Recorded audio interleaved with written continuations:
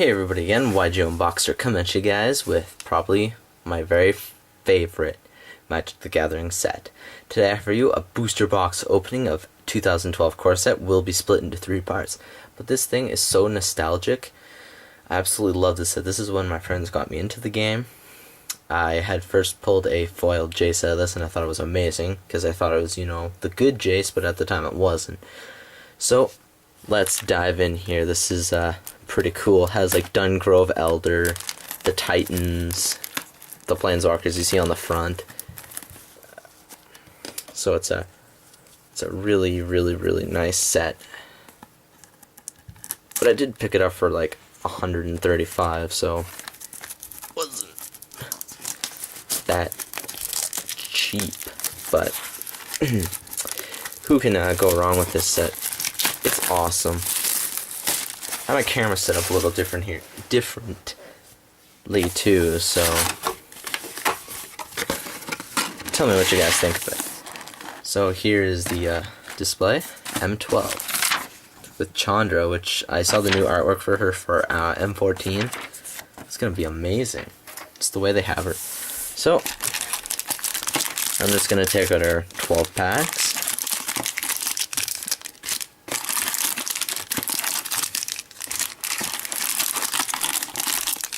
And then put our box off to the side. Also like how the packs don't all look the same. So we got a Rune Scarred Demon pack. Let me just see how the light here works. Or, not save the pack. I don't know. Is that a foil? Okay, no, the lines are in the back like that, so there'll be 2. Okay. Just gotta get comfortable here around the new camera setup.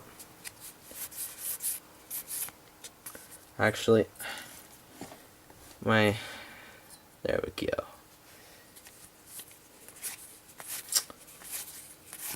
So our uncommons are Mind Control, Phantasmal Dragon, Zombie Infestation, and our rare is the Arachnus Spinner. So a 6 cost for a 5/7 reach, and tap an untapped spider you control, search your graveyard and or library for a card named Arachnus Web, and put it onto the battlefield attached to target creature. If you search your library this way, shuffle it. And a Penitent. So, Big Battle Spider. If you never played this set, he was one of the intro pack cards though. So, just a heads up on that.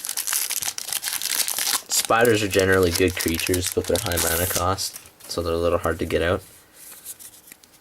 Was that advertising Innistrad? Yeah. Back when Innistrad... It's funny, is the movie store here gets so many of these boxes, and it's ridiculous. I don't know why they have so many M12s. We got the Onyx Mage, the Crown of Empires, the Master Thief, and we have a Warstorm Surge. So, for Warstorm Surge, it's a 6 cost enchantment. Whenever a creature enters the battlefield under your control, it deals damage equal to its power to target creature or player. So, it's not too bad of a burn card. It is decent for late game, but generally speaking, you won't ever run that card just because it's high mana cost and it's not good for fast-paced games. Especially if you're a modern player like me, you don't want to run a deck that slow. So we got the Autumn's Veil, Goblin Grenade, I love that card, Jade Mage, another good card, and we have a Phantasmal Image, which was one of the sought after cards in this set. So it's a 2 cost for a 0/0 illusion. You may have Phantasmal Image enter the battlefield as a copy of any creature on the battlefield, except it's an illusion in addition to its other types and gains. When this creature becomes a target of spell or ability, sacrifice it. So this card was able to copy big creatures and stuff that your opponent had. This was an awesome card. Then we got a Saproling token, a Swamp, and a Foil Plummet. I pull this from every single box. Still, pretty nice to have it again.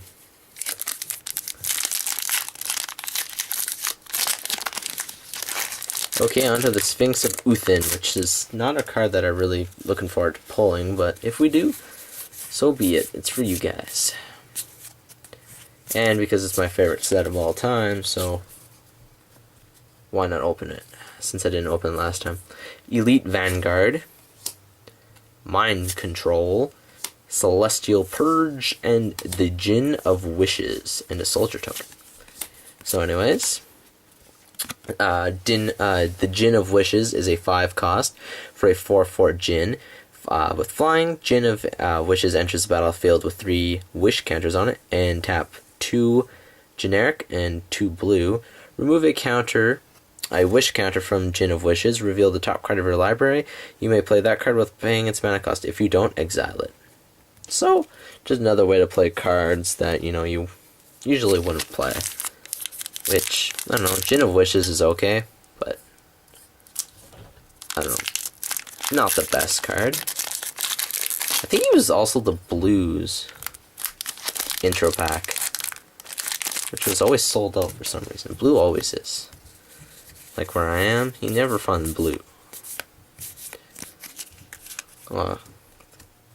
Such a simple name. The Great Sword. Ooh, there's a cool looking guy. Volcanic Dragon. The Buried Ruin. And why not have an Honor the Pure? So, it's a 2-cost enchantment. White creatures you control get +1/+1. Pretty simple. Just buff up your white creatures. What else can be said about that? I'm at least hoping for one Dungrove Elder. I always love pulling him. If you guys want me to go through the commons, just go slower, then tell me. Ooh, Dungrove Green again, Overrun. Demon's Horn. Diabolic Tutor, and Goblin Chieftain. So it's a 3-cost, 2/2 Goblin with haste, and other goblins you control get +1/+1 and have haste. He is actually one of the better lords because he pumps them up and gives them haste, not just generally pumping them up. So, pretty sweet goblin there. Oh, I thought I put a token off to the side, but I didn't. It was just a rhino. Stampeding rhino, that is.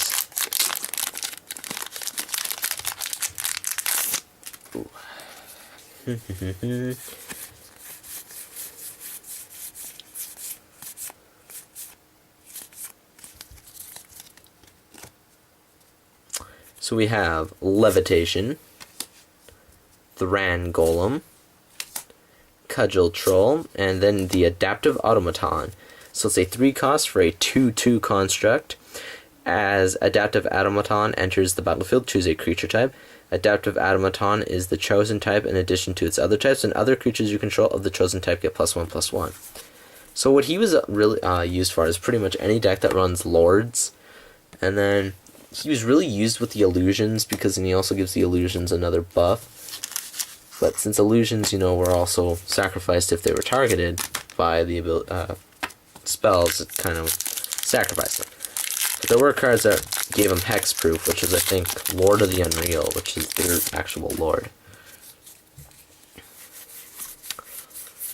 Yeah, some of these cards that I see are coming back in M14. We got the Senrir Vampire, the Stormblood Berserker, Flash Freeze, Lord of the Unreal. Wow, you just talk about him and you pull him. So he's a 2-cost for a 2/2 human wizard, and illusion creatures you control get +1/+1 and have hexproof. So yeah, see, they have hexproof, which prevents them from being targeted by spells. So we got 4 packs left in this video. We're not doing too bad. Got 3 Lord cards. That's pretty cool. I think Cemetery Reaper's in this set too.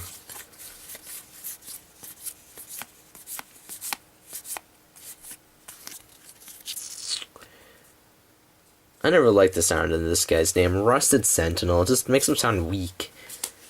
We got Lure. Another Flash Freeze. And a Dungrove Elder. There's the infamous Dungrove Green card. So he's a 3 cost for a unknown tree folk. He has hexproof, and Dungrove's elders' power and toughness are each equal to the number of forests you control.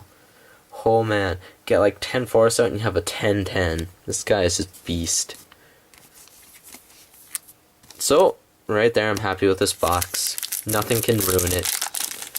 Maybe except for like 4 Frost Titans or 4 Sun Titans as mythics.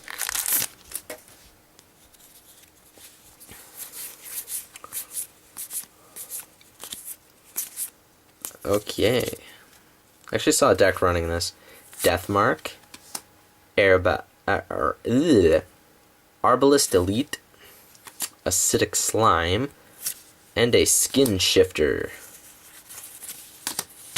Okay, so Skin Shifter is a 2 cost 1/1 human shaman, and tap 1 green, choose 1. Until the end of turn, Skin Shifter becomes a 4/4 rhino and gains trample, or until end of turn, Skin Shifter becomes a 2/2 bird and gains flying, or until the end of turn, Skin Shifter becomes a 0/8 plant. Activates ability only each once per turn. So, he's just one of, those typical change guys for, if you need a flyer, then you get a flyer. If you need a trample guy, then get a trample. He's not too good of a card. Like, he's good, but he's not, like, used a lot. Every card's used somewhat, somehow, sometime. Hunter's Insight, Kite Shield, Fireball, and we have a Grim Lavamancer as the rare. So, what Grim Lavamancer is, it's a 1 cost for a 1/1 human wizard, 1 fire and tap, exile 2 cards from graveyard. Grim Lavamancer deals 2 damage to target creature or player. This card is like a staple in any modern burn deck. He was also a staple in standard burn at the time. Burn is a lot more burny back then than it is now, where you actually have a bunch of creatures in the deck that don't do anything with burn. Ooh, I gotta empty my camera out after this video. I'm running low on time. Good thing it tells me on the camera, though. So we got Scepter of Empires, Levitation, Thran Golem, and our rare is a Chandra the Firebrand, so a Planeswalker. It's a 4 cost for a 3 loyalty. +1, Chandra the Firebrand deals 1 damage to target creature or player. -2, whenever you cast your next instant or sorcery spell this turn, copy that spell. You may choose new targets for the copy. Or -6, Chandra the Firebrand deals 6 damage to each of up to 6 target creatures and or players. So that is pretty sweet. So that is part 1 to my M12 booster box opening. Stay tuned for more of this series.